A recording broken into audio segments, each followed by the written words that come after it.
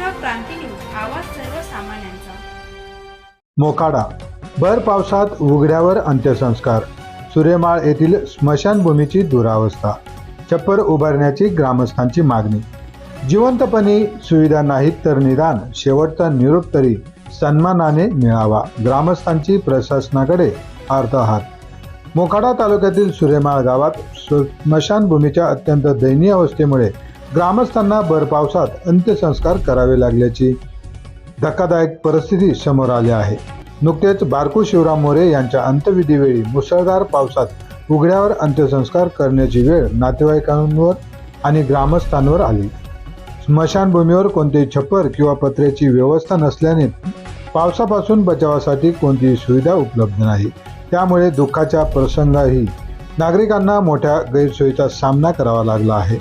सूर्यमाळ गावात एकूण 3 स्मशानभूमी असून तिन्ही ठिकाणची अवस्था अत्यंत नादुरुस्त असल्याचे ग्रामस्थांचे म्हणणे आहे। पावसाळ्यात अंत्यविधी करणे अधिकच कठीण बनते। त्यामुळे या ठिकाणी तातडीने पत्र्याची छप्पर उभारून आवश्यक मूलभूत सुविधा उपलब्ध करून द्याव्यात अशी मागणी ग्रामस्थांनी केली आहे। माणसाच्या आयुष्यातील शेवटचा प्रवास तरी सन्मानाने व्हावा, निदान अंत्यसंस्कारासाठी आवश्यक सुविधा प्रशासनाने उपलब्ध करून द्याव्यात अशी भावना स्थानिक नागरिकांनी व्यक्त केली आहे।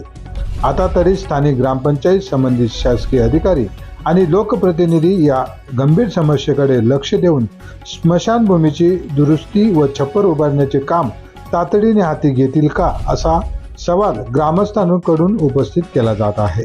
महाराष्ट्र क्रांती न्यूज साठी प्रतिनिधी सौरभ कांबळी, पालघर।